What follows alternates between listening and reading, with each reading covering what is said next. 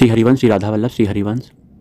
यदि मनुष्य अपने जीवन के प्रत्येक कर्म को भगवान को अर्पित कर देता है तो वह कर्म बंधन से नहीं बनता है। मनुष्य को अपने सभी कर्तव्य को भगवान के ऊपर छोड़ देना चाहिए। इसका यह मतलब नहीं है कि वह कर्म करे ही ना, आलसी निकम्मा बन जाए, ये बात नहीं है। कर्म आपको ही पूरे प्रयत्न के साथ, पूरे मनोबल के साथ, निष्ठा के साथ करना है, परंतु इस कर्म को करके आप कर्ता भाव मत रखो कि यह कर्म मैंने किया। इस भाव को भगवान को समर्पित करना कि हे प्रभु, आपके ही बल से ये सब कार्य मैं कर पा रहा हूँ, मैं केवल निमित्त मात्र हूँ, आप यह कर्म करा रहे हो मुझसे, यह कर्म मैं आपकी ही प्रसन्नता के लिए कर रहा हूँ। तो यह कर्म आपको नहीं बांधेगा, और जब कर्म बंधन नहीं होगा तो आप मुक्त हो। आप जो भी कर्म कर रहे हो, चाहे पढ़ाई कर रहे हो, चाहे घर के कोई काम भी कर रहे हो, ऑफिस जा रहे हो, व्यापार कर रहे हो, या फिर अन्य अन्य काम, सभी कर्मों को भगवान को अर्पित करना है। यदि आपने सभी कर्मों को अर्पित करने लग गए तो आपका अंदर का व्यवहार बदल जाएगा, बाहर का व्यवहार बदल जाएगा। कैसे? कि आप जब कर्म भगवान को अर्पित कर रहे हो तो आप गलत कर्म नहीं करोगे, क्योंकि गलत कर्म थोड़ी ना आप भगवान को अर्पित करोगे। जैसे चोरी हो गया, मांस खाना, मदिरा पीना, शराब पीना, वहीं व्यभिचार करना, गलत बातें करना, यह सब कर्म है।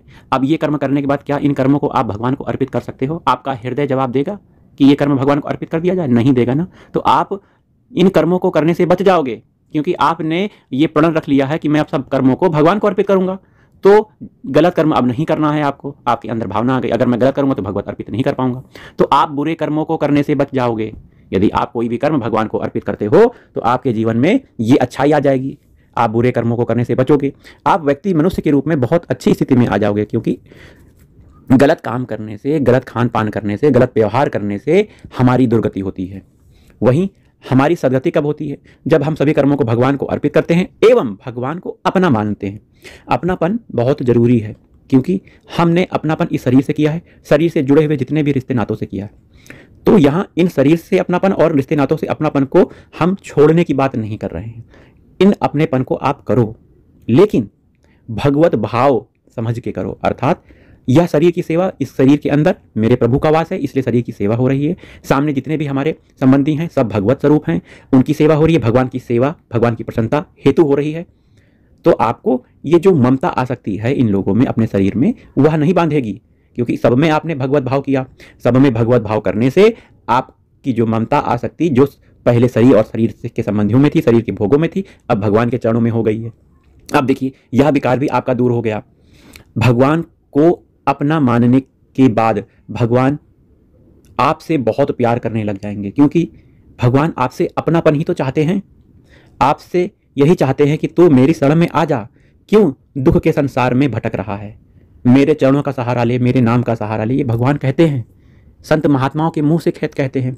जो शास्त्र हैं, आध्यात्मिक ज्ञान के भंडार हैं, भगवान स्वरूप हैं, इनके माध्यम से भगवान कहते हैं। आप कहते हो भगवान कहाँ दिखते हैं, कहाँ बोलते हैं? संत महात्मा गुरुजन ही हमें ज्ञान दे रहे हैं, और ये ज्ञान भगवान ही तो प्रदान कर रहे हैं, भगवान ही तो उनके अंदर बैठ के बोल रहे हैं। तो ये भगवान की बात मानो, भगवान के शरण हो जाओ, भगवान को अपना मानने लग जाओ। यही प्रेम है। इस प्रेम को प्राप्त करने के लिए बड़े से बड़े लोग बहुत प्रयत्न करते हैं, बहुत साधना करते हैं, लेकिन भगवत प्रेम नहीं प्राप्त कर पाते। आप भगवत प्रेम प्राप्ति के मार्ग में आगे बढ़ो। अपनापन, आश्रय, शरणागति ही प्रेम प्राप्ति की सीढ़ी है। जितना अपनापन होगा उतना भगवान से दुलार होने लग जाएगा, प्रेम होने लग जाएगा, उनके चरणों का ध्यान होने लग जाएगा, उनके नाम से प्रेम होने लग जाएगा। जीवन में भगवत सुख की चाह रखो और भगवत सुख को प्राप्त करने का प्रयास करो। यह भगवान की कृपा से ही आपको मिलेगा।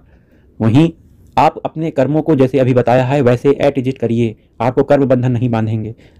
आप अपने को समर्पित कर दो भगवान के चरणों में, यही जीवन का लक्ष्य है। आप अपने देह अभिमान को गलित करो, क्योंकि यह देह अभिमान, शरीर का अभिमान, पद प्रतिष्ठा का अभिमान, धन का अभिमान आपको भगवत प्राप्ति के मार्ग में रोका हुआ है। दैन्यता की मूर्ति बन जाओ, अभिमान रहित हो जाओ, सीधे साधे भोरे भाले बच्चे की तरह बन जाओ, भगवान आपको स्वीकार कर लेंगे।